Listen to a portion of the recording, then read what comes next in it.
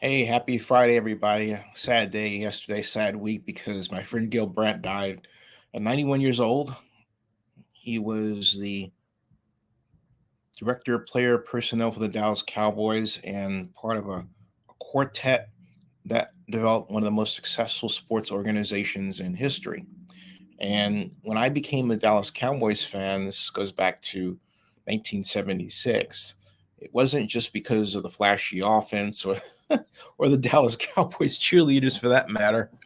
It was because of the work of that very quartet that I referred to. And they made up something that some called the Dallas organization. Clint Murchinson, Tex Schramm, Tom Landry, and Gil Brandt were team owner, president, head coach, and player personnel director, and each reflected the emerging corporate management process that made its advent in the 1960s. That was the birth of the computer revolution. And indeed, the personal computer, if you think about it, was actually developed in 1962, the year I was born. Yeah, it was a decade that saw the United States overtake and wildly surpass the Soviet Union in the space race and eventually put a man on moon. It was the same decade that launched advertising workers that we now know of as Mad Men, thanks to the TV show I love to watch that was starring John Hamm, and I think should come back. Now, it was also known as a decade of process, system dynamics, Robert S. McNamara, and it was a time. If you know who Robert S. McNamara is, I would suggest visiting the history of the Vietnam War, among other things, and modern management techniques. But I digress. And it was reflected in the work style, the hats, suits, and ties that men wore, the blouses and dresses that women wore to work. Even just the fact that you go to someplace else to work, right? That was common then, now less so today. Now, it was a period where we learned about having objectives and that we established goals to meet those objectives. All of that became part of the organizational makeup of the Dallas Cowboys. To better understand how the Cowboys came to be is to understand who these men were from a professional perspective, because to use any other point of view was to miss the point. All of the men, Clint Murchinson, Tex Schramm, Tom Landry, and Gil Brandt, went to major colleges, with Murchison earning a master's degree in math at MIT, Tom Landry earning an engineering degree from the University of Texas and a master's degree in industrial engineering from the University of Houston. Then Schramm earned his journalism degree at the University of Texas, and Gil Brandt landed his education at the University of Wisconsin. In other words, all the Dallas Cowboys managers learned a way of thinking that prized process and analytics. While it's understood for Landry and Murchison where the focus was engineering and math, it must be considered that journalism is a field based on the execution of a process of gathering information. And Gil Brandt's bent was analytics, and his pursuit of a personnel job in football, that was certainly the case. First with the Los Angeles Rams, and then, of course, with the Dallas Cowboys. Gil Brandt's talent for seeing patterns of physical behavior that could be applied to a football team flourished. Gil's interest in what became computerized scouting was as much encouraged by the educational backgrounds of his business partners as his own desire to develop the approach. In other words, were it not for Clint Murchinson, Tom Landry, and Tex Schramm, there would be no Gil Brandt doing what he did. Thus, the Cowboys are a product of the 1960s organization man, and arguably, it's an approach that's completely lost on many NFL organizations today.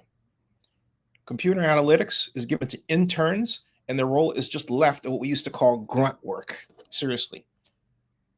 I mean, they'll have people assigned to do the analytics, getting them coffee. That's what some organizations do, most notably the Washington Commanders. hopefully under this new regime, they change. But I digress. It's no wonder many NFL football game plans are so just very ill-considered compared to their 20th century counterparts. It also explains why Bill Walsh's West Coast offense, I prefer to call it the Bill Walsh offense because that's really what it is very much the product of another person trained as an organization man, and is still the premier offensive approach today. Indeed, such terms as primary and secondary receiver are a basic part of modern football today. That's why Gil Brandt's work has been of such importance to the National Football League. Brandt essentially created a kind of formal process way of evaluating football players and football talent that used the computer to, again, that word, process information. After all that, I will miss Gil Brandt's warmth and friendship. He was always ready to share a view on teams or players or schemes, and delighted in talking about the glorious history of the Dallas Cowboys.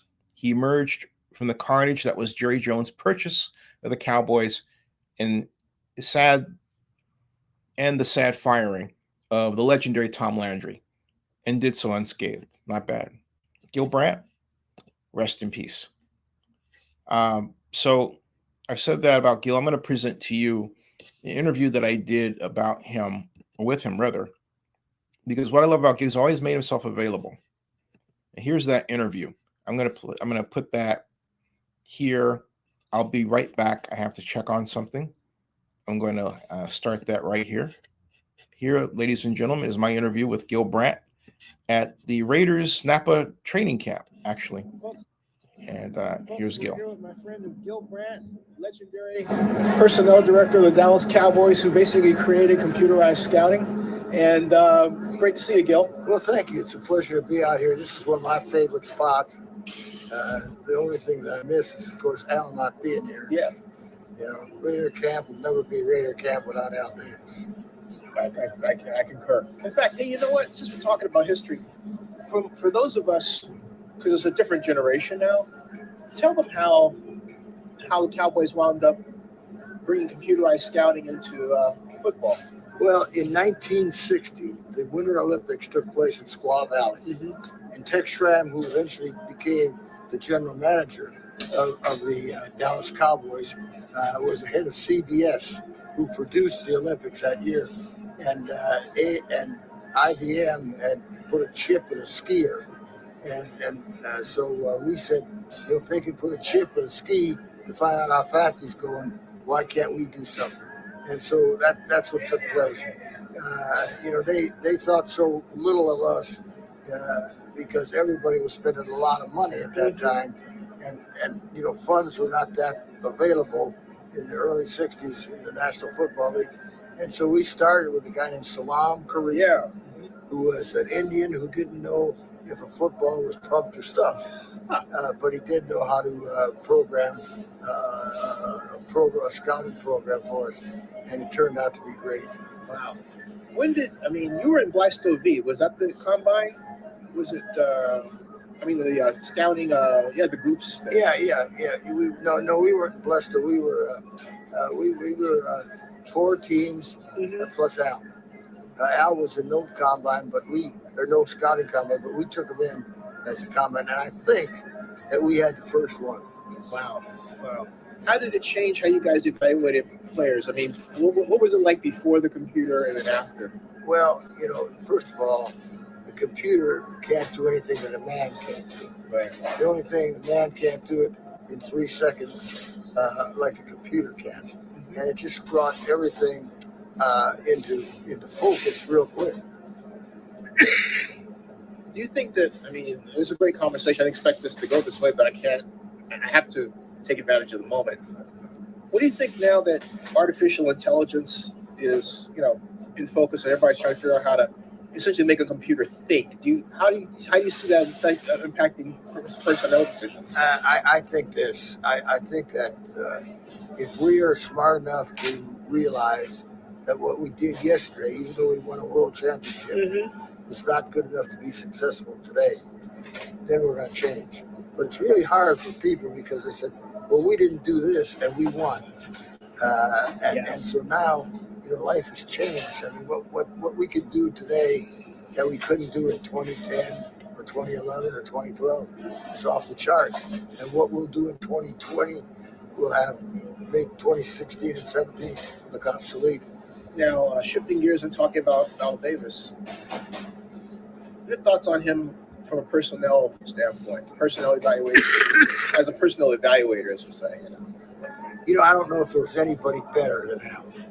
And one, he knew football, he understood football, he had a terrific memory, he knew what he was looking for, and he realized that patience was a big thing. And he realized that you didn't get a self-made player. The guy that you drafted very seldom started as a rookie. Cliff Branch, who should be in the Hall of Fame. Yes. Cliff Branch was a guy that couldn't catch a cold like I've got when he was at Colorado, but he could run. And Al took him and made a great player out of him. And he did that with so many players. I think that he resurrected Plunkett's career.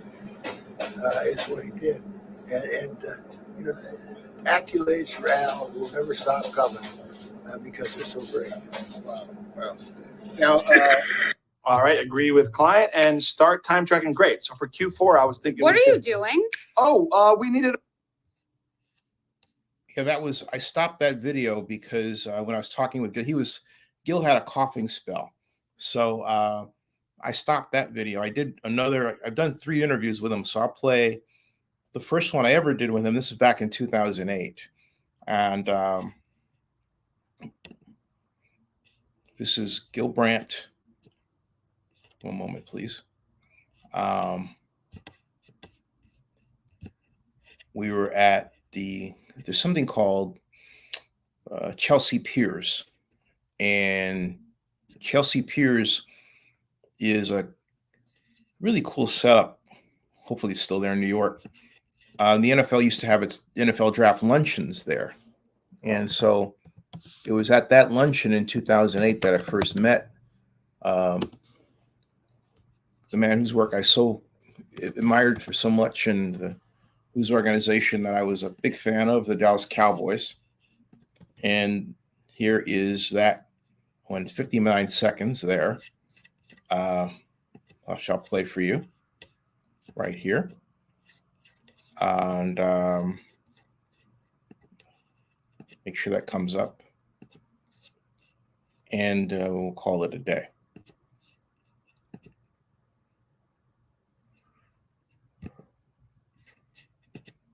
There.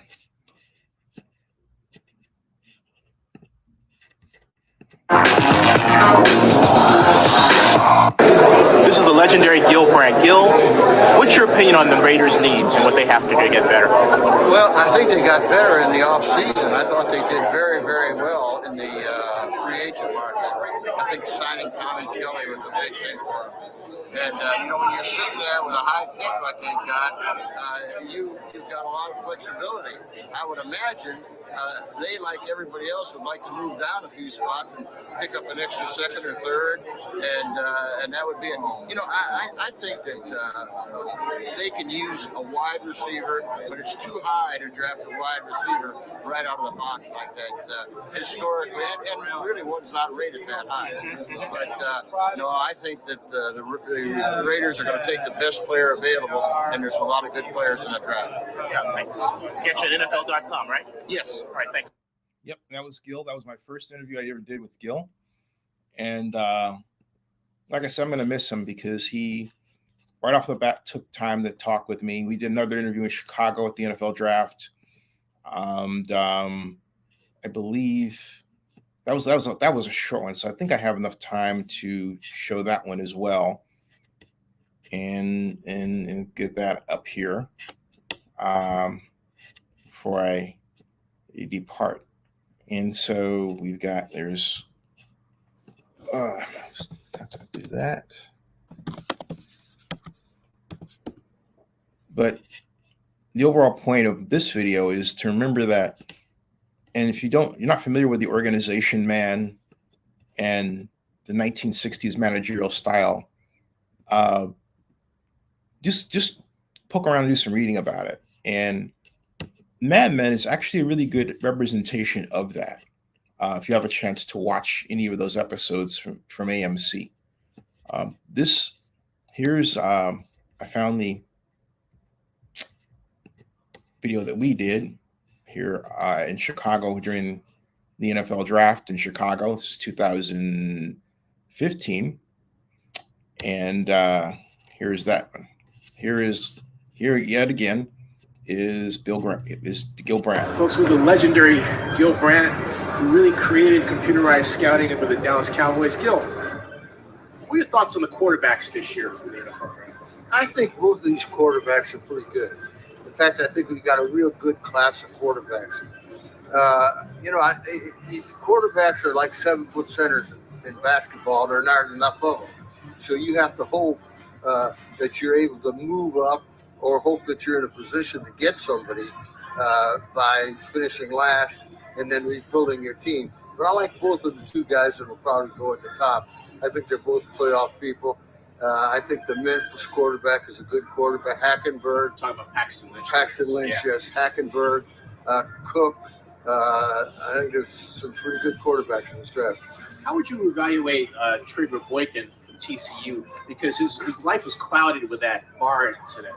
Well, that's unfortunate. He looked very good at his pro day. He threw the ball very good, rollout, waggle passes. He threw the ball very good. He's not real tall, about 6 foot tall. I think a lot of people are disappointed what happened that night down in San Antonio. What about also there's a kid out of Western Kentucky. Yes, Doherty. Yeah, and who is the NCAA passing efficiency leader this year and number 2 last year. What are your thoughts about it? Well, he's a big kid. He's a little older. I think he's about 25 years old. But he played very well at Western Kentucky. And they had a good system for him, too, at Western Kentucky. The head coach was very, very passing game knowledgeable. Now, how do you think scouting has changed since you've done it? Or has it come that far?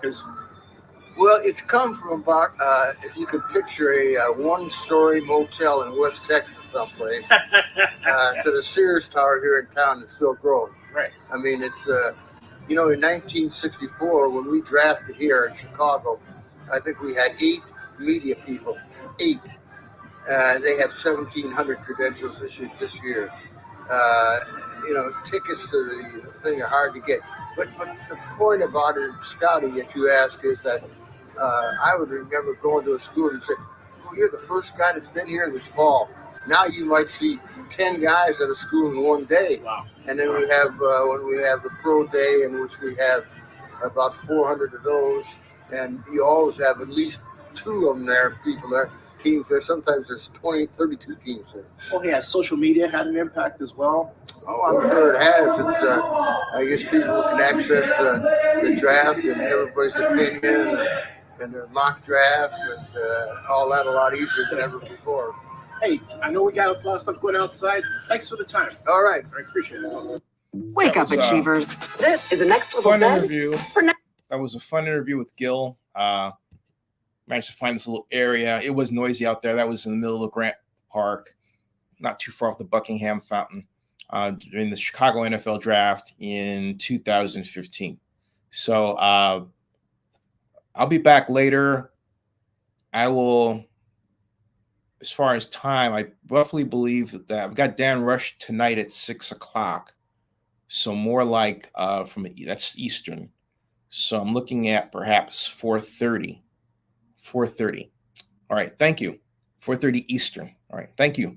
That ends this broadcast.